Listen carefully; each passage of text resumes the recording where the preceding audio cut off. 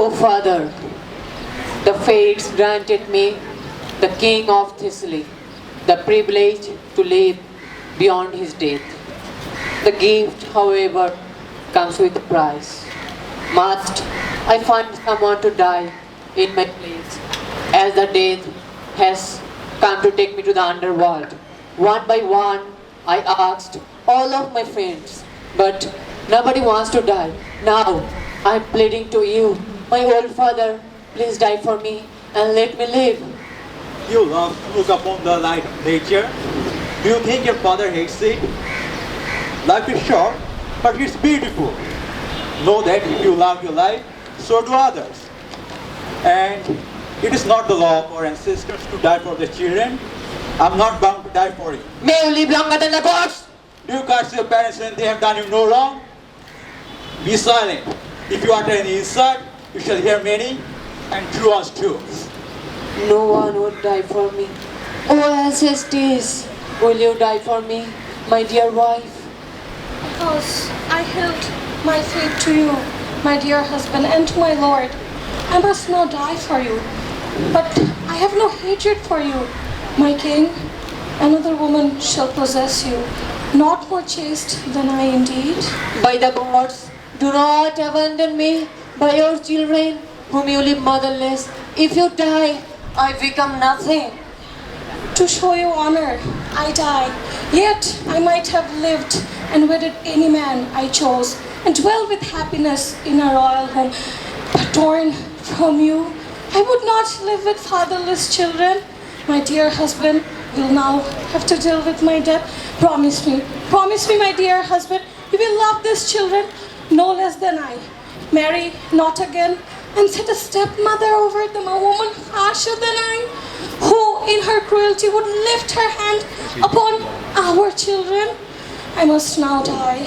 Live happy, and farewell, my dear husband. You may boast that you have the best of wives. It shall be so.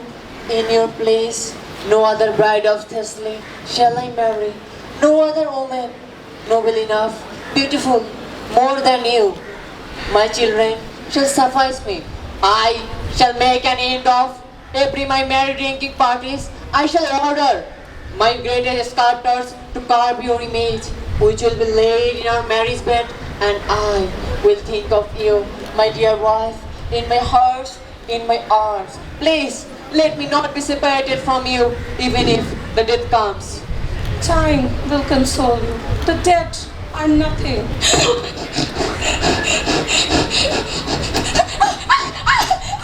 By the gods, take me with you. By the gods, take me to the underworld.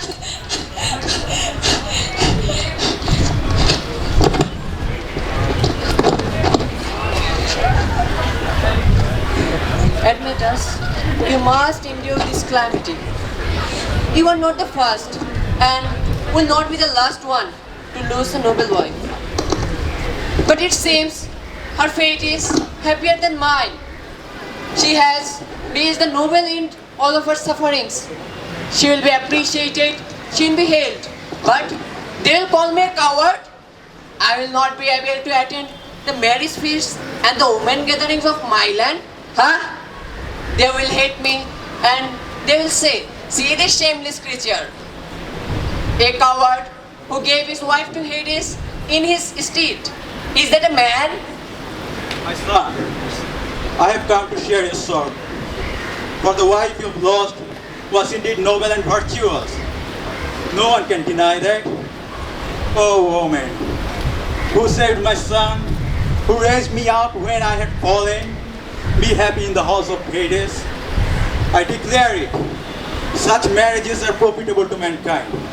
Otherwise it is foolish to marry. I don't expect you to come here. Why do you come here? Do you come here to console me, an old man who allowed a young woman to die? Why do you come here? You old man barely pray for death, but when the death comes nearer, you never want to die. You strove shamelessly not to die, and now you call me a coward? For you a woman has died, pretty boy. You cannot say she died for me. Oh, many women, so that many more can die for you. Go! Please leave me. Bury her body. Go! I go, but you, her murderer, must render an account to her relatives.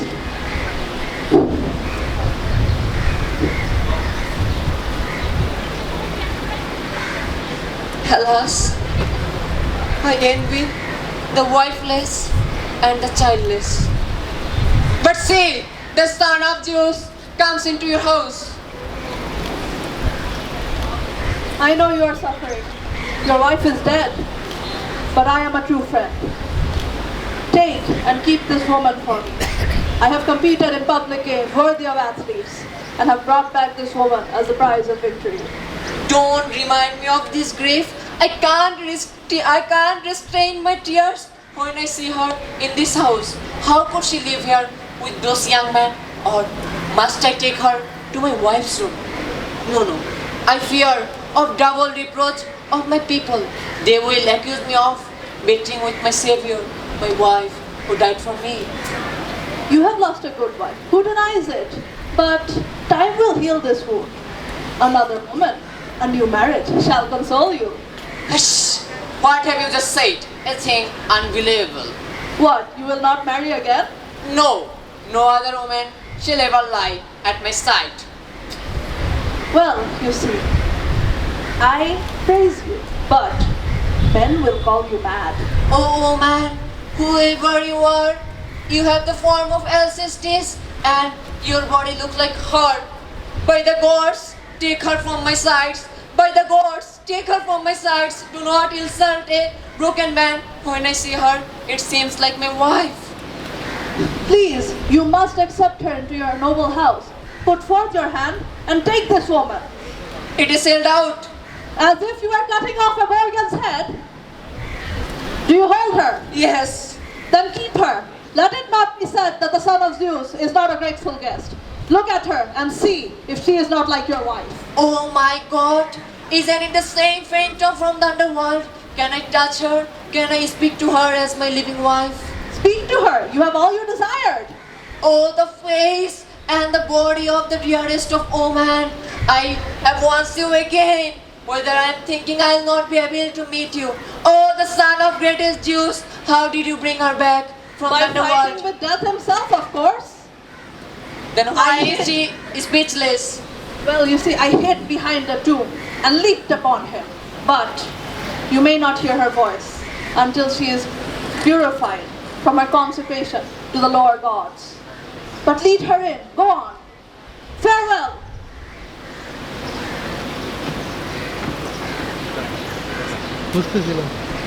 Okay.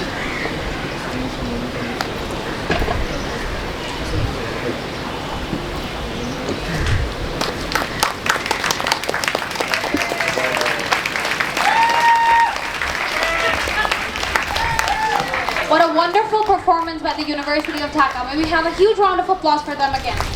Thank you so much. Ladies and gentlemen, we'll now take